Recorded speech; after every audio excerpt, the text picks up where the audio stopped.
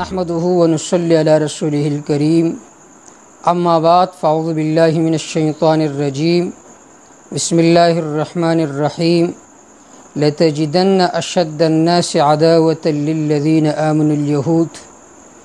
عزیز دوستو، آج آپ حضرات کے سامنے بہت ہی اہم موضوع پر کچھ گفتگو کرنا چاہتا ہوں۔ وہ موضوع اور عنوان یہ ہے کہ چند دنوں سے ایک بات جو پوری میڈیا پر وائرل ہو چکی ہے وہ یہ ہے کہ عرب امارات میں سے بعض ملکوں نے اسرائیل کی حکومت کو تسلیم کیا ہے۔ اس ماحول میں ہمیں شریعت کیا حکم دیتی ہے اور کیا درس دیتی ہے، اور ہمیں کیا کرنا چاہیے، اور پوری امت مسلمہ کو کیا کرنا چاہیے، خاص کر پاکستانیوں کو کیا کرنا چاہیے، اسرائیل کے ساتھ تعلقات بنانا چاہیے یا نہیں۔ تو یہ چند سوالات ہیں اور ان سوالات کا جوابات آپ کو مل جائے گا، لیکن اس سے پہلے آپ پس منظر دیکھیے کہ اسرائیل فلسطین پر کس طرح قابض ہوئے۔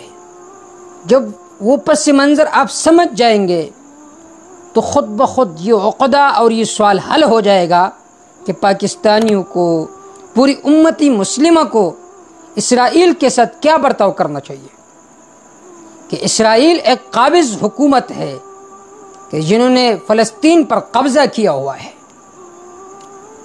تو عزیز دوستو، اس کا پس منظر سمجھیے کہ آج سے 1 صدی پہلے اسرائیل کا کوئی وجود نہیں تھا، اور فلسطین کا سارا علاقہ خلافت عثمانیہ کا حصہ تھا۔ سارا علاقہ یہ خلافت عثمانیہ کا حصہ تھا۔ بیت المقدس اور یہ پورا علاقہ حضرت عمر رضی اللہ تعالی عنہ کے زمانے میں فتح ہوا تھا، اور حضرت ابو عبیدہ بن الجراح رضی اللہ تعالی عنہ اس علاقے کے فاتح تھے۔ حضرت عمر رضی اللہ تعالی عنہ نے خود تشریف لا کر بیت المقدس کا چارج مسیحی قیادت سے لیا تھا، اور پھر بعد میں تیتوس رومی نے حضرت عیسیٰ علیہ السلام کے رفع کے بعد، یہ تو حضرت عمر رضی اللہ تعالیٰ عنہ کے زمانے کا واقعہ میں نے آپ کو ذکر کیا، لیکن اس سے پہلے تیتوس رومی نے حضرت عیسیٰ علیہ السلام کے رفع کے بعد تقریباً 5 صدی بعد بیت المقدس پر قبضہ کر کے یہودیوں کو نکال دیا تھا۔ ان کا جو معبد تھا ان کو مکمل طور پر ختم کر دیا تھا، اور ان کے داخلے پر بھی پابندی لگائی تھی، اور پھر حضرت عمر رضی اللہ تعالی عنہ نے اس پابندی کو ختم کر دی، اور یہودیوں کو اپنی عبادت گاہ میں آ کر عبادت کرنے کی اجازت حضرت عمر رضی اللہ تعالی عنہ نے دی تھی، اور یہ اجازت خلافت عثمانیہ کے خاتمے تک انہیں حاصل رہی کہ وہ صرف عبادت کر سکتے تھے۔ اب سے 1 صدی قبل تک فلسطین میں یہودیوں کی آبادی بہت کم تھی، 1 سے 2% بتائی جاتی ہے، یا شاید کچھ زیادہ ہوگی۔ یہودیوں کو یہ اجازت حاصل نہیں تھی کہ وہ فلسطین میں اپنے لیے جائیداد خریدے، آبادی بنائے۔ ان کو فقط یہ اجازت حاصل تھی کہ وہ بیت المقدس میں آئے اور دیوار گریا جو ان کا عبادت گاہ ہے وہاں پر عبادت کرے، فقط یہی اجازت ان کو حاصل تھی۔ البتہ فلسطین میں خلافت عثمانیہ کے دور میں، جو کہ 4 صدیوں کے عرصے تک محیط تھی یہ خلافت، یہودیوں کو وہاں پر زمین خریدنے اور کاروبار کرنے کی بھی اجازت نہیں تھی خلافت عثمانیہ کے زمانے میں، کیونکہ ان کو خدشہ تھا کہ یہودی 2000 سال قبل کی پوزیشن پر جا کر فلسطین اور بیت المقدس پر قبضہ کرنا چاہتے ہیں۔ چنانچہ ان تحفظات کی بنیاد پر کہ فلسطین جو گزشتہ 1500 سال سے وہاں آباد ہے، ان کی آبادی متاثر ہوگی، اس وجہ سے فلسطینیوں کی آبادی متاثر ہوگی جو 1500 سال سے قبل وہاں آباد ہے، اور بیت المقدس پر مسلمانوں کا کنٹرول کمزور ہوگا، اس لیے یہودیوں کو وہاں پر آباد ہونے کی اجازت نہیں دی گئی، البتہ عبادت کے لیے جانے کی اجازت تھی کہ وہ آئے اور عبادت کرے۔ اب سے تقریباً 100 صدی پہلے، اب سے تقریباً 100 صدی پہلے یہودیوں نے عالمی سطح پر ایک تنظیم بنائی اور اس کے تحت یہ پروگرام بنایا کہ ہم نے فلسطین میں دوبارہ آباد ہو کر اور دنیا بھر سے یہودیوں کو وہاں اکٹھا کر کے اپنا جو سابقہ دور ہے اس کو واپس لانا ہے، اسرائیل کے نام سے ریاست قائم کرنی ہے فلسطین میں۔ اسرائیل سلیمان علیہ السلام کے زمانے میں ایک بڑی ریاست تھی، جسے بحال کرنے کے لیے یہودیوں نے تگ و دو شروع کر دی۔ یہ خلافت عثمانیہ کا مقدس دور تھا، جس کے تاجدار اس وقت خلیفہ عبد الحمید ثانی تھے۔ ان سے یہودیوں کے رابطے شروع ہوئے کہ ہمیں فلسطین میں جگہ خریدنے کی اجازت دے دی جائے۔ خلیفہ عبد الحمید رحمہ اللہ نے اس مطالبے کو قبول کرنے سے انکار کر دیا۔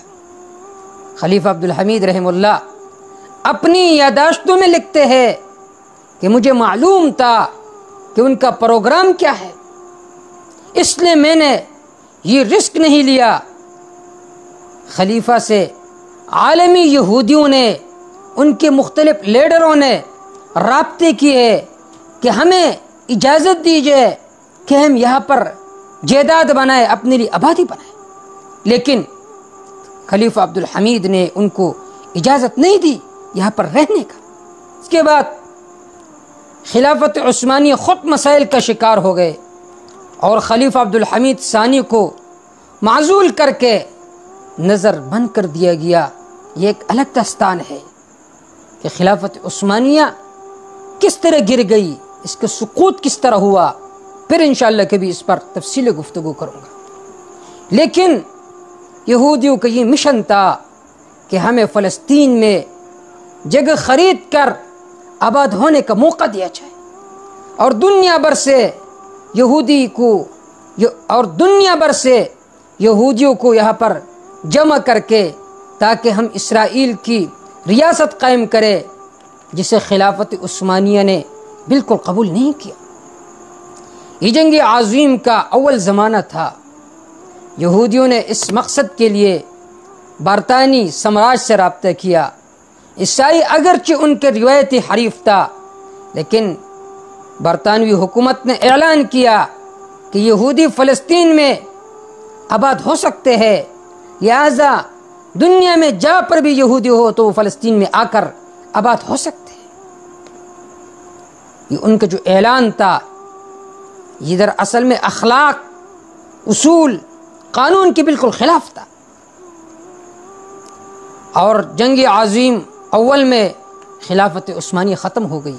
یہ علاقہ مختلف ملکوں کے پاس چلے گئے، کچھ فرانس کے پاس، کچھ برطانیہ کے پاس۔ جنگ عظیم اول کے بعد یہ جو علاقہ فلسطین کا، یہ برطانیہ نے سنبھال لیا، وہاں پر خود اپنا گورنر مقرر کیا، اور وہاں پر یہودیوں کو اجازت دی کہ تم یہاں پر آ کر آباد ہو سکتے ہو۔ تو اس تاریخ سے معلوم ہوا کہ یہ قابض حکومت ہے، ظالم حکومت ہے۔